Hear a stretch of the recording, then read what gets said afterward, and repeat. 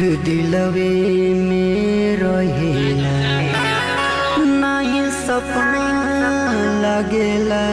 सुहावन देखिले आधी राती सपना धूप बत्ती जरावेले बलम अगरबत्ती दिखावेले बलम अगरबत्ती दिखावेले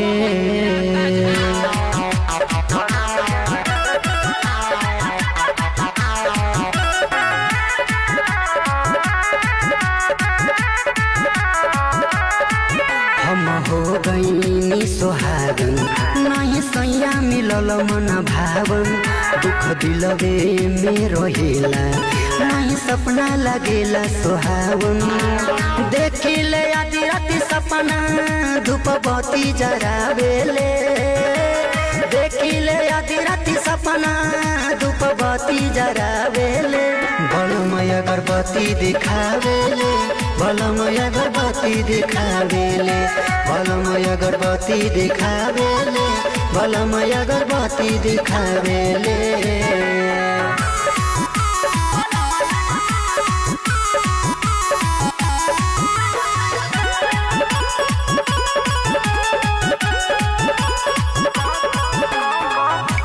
बोले समारिया पो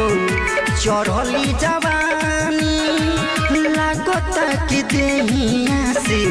छोड़ दी पानी अरे आग लगल रहे देहिया में मन देला कुर्बानी आग लगल रहे देहिया में मन देला कुर्बानी बड़ी भइल दुर्गति मललंगा से छुए लागल मोर सहिया तबे दर्दी पोरे पोरे बदन छुए लागल देखिले आधी राती सपना धूप बत्ती जरावेले देखिले आधी राती सपना धूप बत्ती जरावेले बलमय अगरबत्ती दिखावेले बलमय अगरबत्ती दिखावेले बलमय अगरबत्ती दिखावेले बलमय अगरबत्ती दिखावेले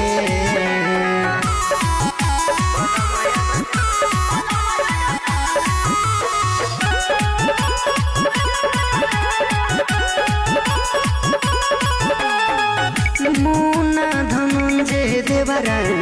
करे मन मानी बनल बा विपत हमर चढ़ली जवानी टूट गइल सपनवा देहिया भइल राजधानी टूट गइल सपनवा देहिया भइल राजधानी खेलवना जैसे खेले मोमबत्ती जरा के दिखावे मदहोश के हमके कब ऊपर या नीचे ठेकावे देखिले आधी राती सपना धूप बत्ती जरावेले देखिले आधी राती सपना धूप बत्ती जरावेले बलमय अगरबत्ती दिखावेले बलमय अगरबत्ती दिखावेले